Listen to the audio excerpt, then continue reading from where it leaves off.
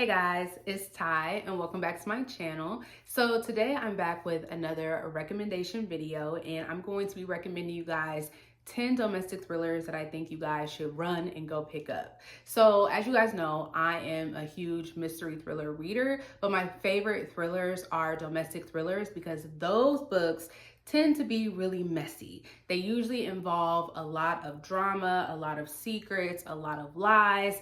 And I love that. I love the mess. The messier, the better. So if you guys are not familiar with domestic thrillers, these are books that are typically set in like small towns or really close-knit neighborhoods. And the conflicts are usually driven by like marital issues or issues between family members, friends, and or neighbors. These are my favorite type of thrillers, and I'm excited to recommend you guys some of the ones that I have really enjoyed. So we're gonna go ahead and get started. So the first one that I'm going to recommend is one of the ones that I have rated 5 stars for my girl, Sherry Lapina. If you guys have been around on this channel, you know I love this author. I have enjoyed every single book that I have read from her thus far. I have not gotten to her newest release yet, but I will soon. But everything that I've read from her, I've really enjoyed. And this one so far has been the only one that I have given 5 stars to. So this is Someone We Know by Sherry Lapina. And this one is set in a neighborhood where all of the neighbors are really close-knit. Everybody knows everybody's business. It's one of those kind of neighborhoods. And in this one, we're primarily following this young kid. When I say young kid, he's a teenager, and he's really good with computers. But one of the things that he really enjoys doing is sneaking into his neighbors' houses and going onto their computers to kind of be nosy and snoop around and see what they're up to. However, one of these neighbors is found murdered, and so the story kind of takes off from there. We're trying to figure out who is this kid, are they involved, and who else in the neighborhood might be involved in this murder. The reason why I really enjoy Sherry Lapina's books is because first off, I like the neighborhoods and the settings that we get in her stories. I also really like that we have a lot of characters to follow. Now, sometimes having a lot of characters can be a little difficult and hard to keep track of, but I think this author does a really good job with keeping all the characters distinct. That way you're not really getting confused on who is who. And one of my favorite things is that because there are so many characters, you're always kind of guessing and second guessing about what is actually going on and who is behind what. Now, in this one specifically, the reason why I gave this one 5 stars is because I did not see where this story was going. I was not able to predict anything that was going on by the end of the story, and so I really enjoyed that. Now, this is one that I'm recommending in this video, but I really feel like any book by Sherry Lapina you could pick up and most likely enjoy. This next one that I had a great time with this one. I think in this one, I laughed way more than I should have because really nothing is funny, but this situation is just so absurd that I had a great time with this one. And this is the first book that I've read by this author. And so this is called It's One of Us by J.T. Ellison. And so in this one, we're following this husband and wife. And so the wife has really been struggling with infertility. She's had a few miscarriages. And so that's really been a struggle in their relationship, and specifically with her because she really wants to be a mom. There has been a woman that has been missing. And at the beginning of the book, the police come to this couple and they're like, hey, we need to speak to your husband because we think he might be involved in the disappearance of this woman because she's actually been found. And we know that she's been murdered and we think he has something to do with it. And they're like, no, he couldn't have anything to do with this murder. And they're like, well, let me clarify. Not him, but his son. And the wife is like, he doesn't have any kids. We don't have any children. So how is it that his son could be involved in this murder? And so throughout the story, you kind of learn how this son came to be. And you also learn that there is more than one child. and the story kind of takes off from there. It is so wild. This is another one where we are following several different characters that kind of tie into the overall plot.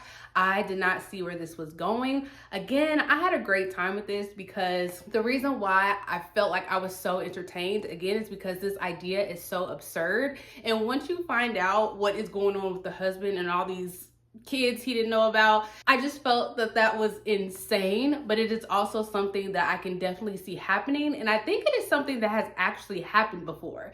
So this is definitely one that I would recommend to you guys from this author. However, it is the only book that I have read from this author, but after reading this one, I know for sure I will be picking up more from JT Ellison. Another one that I want to recommend that I actually just read at the beginning of this year, several of these I've actually read at the beginning of this year, but I really enjoyed them, obviously. This is You Deserve to Know by Aggie Bloom Thompson. So in this one, we're set in another close-knit neighborhood, and we're following these three women, these three moms, these three wives. They have children. They are very close. I think one of them, though, has just like moved into the neighborhood, but they're all pretty close. They always get together. And so one day they have come together for like a little get together, a little barbecue. And at the end of the barbecue, one of the women's husbands has been found murdered. And the story just kind of takes off from there. We are primarily following these three women, and we start to learn a lot about them. There's a lot of lies, a lot of betrayal, a lot of secrets, a lot of like different motivations for things. And I just really enjoyed this one. This is also one that follows like one of the characters in like a past timeline that kind of coincides with what's going on in the present, which I really liked. And one of the things that I really liked about this story and why I think I ended up enjoying it overall is because of the epilogue. Not a lot of thrillers I feel need epilogues. Sometimes I really feel like an epilogue in a story can take away from like the overall story, but in this one, I enjoyed the epilogue. I actually just got done listening to another book from this author that was released this year. Again, one of the things that I said in my review for that one, which I'll talk about that in a upcoming recent reads, but the author had an excellent epilogue, which I just felt like added to the story. So this is one that I've recently been seeing floating around in the bookish space here recently. So if you guys have not checked this one out, I definitely would. I did listen to this one on audio as well. Excellent narrations, definitely recommend this one. Another one that I have here, and I'm pretty late to reading books by this author, but this is Local Woman Missing by Mary Kubica. This is actually the first book that I've read from her. I've only read two, and out of the two that I've read, this is the one that I have liked the most. And so in this one, at the very beginning, we know that this woman has gone missing. And then a little bit later on down the line, a mother and a daughter has gone missing. And so we are trying to figure out whether or not these disappearances are connected. I will definitely say this really shocked me. It went in directions that I was not expecting it to go. However, after reading this book, I have then since read other thrillers that have the same twist that this one did, and I really feel like this did the twist best. Obviously, I can't tell you what the twist is, but just know that it has a really good twist in here. And I really enjoyed it. I liked how the story was told. I liked the different timelines that we followed. I was really invested in these characters, especially at the beginning. Like the first few chapters hooked me into the story. So I really love this one. If you guys have not checked this one out by Mary Kubica, definitely recommend. Another one that I want to recommend to you guys is Reasons to Lie by Emily Lisfield. This is another one that I have recently read earlier this year, and I actually really enjoyed it. I feel like had someone pitched this story to me, I don't think it would be a story that I would immediately gravitate towards, but after reading it, I ended up enjoying it. So we're following these three moms, and all of their children, they're like high school age. They go to this really like preppy, private high school, And so we know at the beginning of the story that these kids, they went on this field trip and someone ends up murdered. But we are getting the story told through these three mothers, and I absolutely love that. We get so much insight into the mothers, into the backgrounds of these families, and we get to really understand these kids through the eyes of their mothers, which I really enjoyed. Again, this contains a lot of lies, secrets, a lot of like backstabbing. If you want a different way to view a story, I think this is a really good one. I didn't really think that I was going to really connect with like the mystery because we're not getting it from the people who are actually there. But I really like what this author did, and I felt like I was really connected to the mystery in the way that I wanted to be. So this was my first book by this author, but it definitely will not be my last, and I highly suggest you guys pick this one up. The next one that I want to recommend is It Should Have Been You by Andrea Mara. Now, this is one that also came out this year, and I have definitely seen this one circulating, and it seems like a lot of people have been giving it a lot of positive feedback, and I agree, this was a good one. So this one also kind of had me cackling a little bit in the beginning because I thought it was kind of funny. But this woman lives in this like community, tight-knit community, housing community. And they have like a WhatsApp group. So everybody can kind of like put messages in, different people from the neighborhood. Obviously people can respond. You can kind of go back and forth. However, this woman ends up accidentally sending a message to the WhatsApp group talking bad about another member of this community, and like all hell breaks loose from this message. It was kind of funny. I'm not gonna lie, it was kind of funny. And once that message is sent, a little bit later, we find out that a woman has been found murdered who actually lives at the same address as the woman who sent this message, but that address is for a place like across town. So now you're kind of wondering if maybe the wrong person was murdered. This is another one that follows a lot of characters. There's a lot of little like plot points, but by the end, they all kind of come together. You do kind of have to be a little bit patient with this one because there is a lot of stuff going on, but I enjoyed it. I enjoyed it for the mess because this definitely gets messy. Some of these parents, these women are a little petty. I enjoyed it.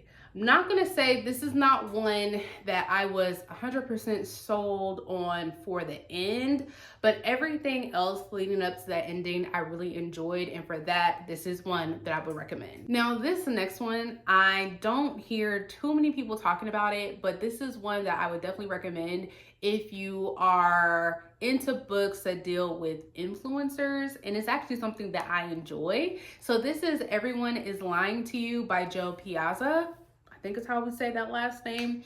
But this one follows two women who used to be best friends, Lizzie and Bex. During that friendship, it didn't really end well, and Bex kind of like vanished, and then she reappeared online as like a traditional mom influencer, and then Lizzie is like a struggling journalist. And so Bex reaches out to Lizzie out of the blue, invites her to this huge like influencer conference and tells her, hey, if you come, I will get you an exclusive interview into like this whole influencer culture. And so Lizzie takes her up on that. As soon as she gets there, Bex disappears. There has been a murder, and the story just takes off from there. This is another one where I never was able to really put the pieces together on what was going on. And this is also one of those stories that has some horrible characters.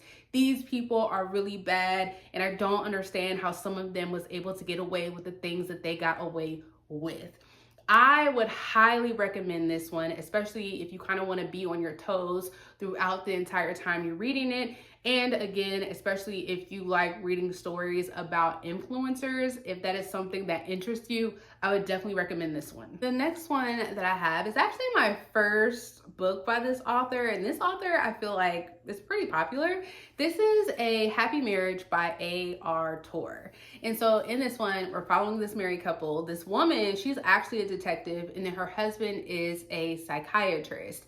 And so the woman She is working on a new case. Someone has gone missing, so the wife is looking into that case, but the person that has gone missing might have been a patient of her husband's, and then the story kind of takes off from there. So we're really following this husband and wife very closely. We start to learn some things into their personal lives. We learn that they are both keeping secrets from each other. And this story is also one of those that went in a direction that I did not see coming, and I was left really satisfied. Now, I do feel like this one is a little bit slower paced than the other ones that I have recommended to you guys so far, but I still really enjoyed this one, and I definitely will be reading something else from this author. I know they have a lot of books, but I will definitely find one of them to pick up soon. So the next one that I want to recommend, the title alone is what captivated me and what influenced me to pick this book up. It is called The Psychopath Next Door by Mark Edwards. Again, I believe this is a really popular author, but this is the first book that I have read from them, and I will pick up something else from this author. But in this one, we're following this family. We're primarily following the husband of this family. So he's married and he has 2 children, a teenage son, and then a daughter that's a little bit younger. And so the family is kind of going through some things. One of the kids is like acting out. The husband and wife, they're not really doing too well. So they just got a lot going on. Now, his young daughter was being bullied one day, and his next door neighbor actually steps in and kind of helps the daughter out. And from there, this like next door neighbor kind of inserts herself into their lives. And then you kind of get some backstory into this neighbor. You kind of get into like this revenge plot, and the story takes off from there. This is another one that by the end, I did not see where this story was going and how all of the pieces were going to be put together. And trust me, there is a psychopath in this story, and it might not be who you think it is going to be. I would highly recommend picking this one up. The last book that I want to recommend is by an author where I feel like the author is pretty popular, but I don't feel like I hear many people talking about this book like I think they should. And I am talking about Darling Girls by Sally Hempworth. So in this one, we follow these 3 women. They are grown now, but they grew up in a foster home together. And one day there have been some bones, human remains, that have been found buried underneath the place where their foster home used to be. And so the police have reached out to these women because they need answers. They need to figure out who these human remains belong to. And so then we are transported back into the past. We're following each of these women and their experience with growing up in this foster home with Mrs. Fairchild. And the story kind of takes off from there, where we get some insight into what happened with these human remains.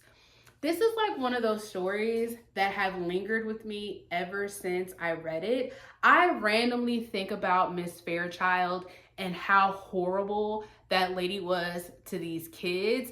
And I could not imagine growing up in the situation that they grew up in. And I'm not surprised with how some of them turned out once they became adults. I really enjoyed the story, really enjoyed the characters, the 3 women. We're primarily following each of them, but they are distinct characters. They all have different personalities. They all have different backgrounds that I felt was very intriguing throughout the entire story. And I really liked where this story ended. This book, along with Mad Mabel that I just read from this author, are 2 of my favorite that I have read from Sally Hempworth so far. So if you guys have not checked this one out, I highly suggest you run and go pick this up. So those are the 10 domestic thrillers that I wanted to recommend to you guys. If you guys have read any of these, please let me know your thoughts down below. If you would like to recommend any domestic thrillers that I have not put on this list, please leave those down below. I am definitely interested in checking out more,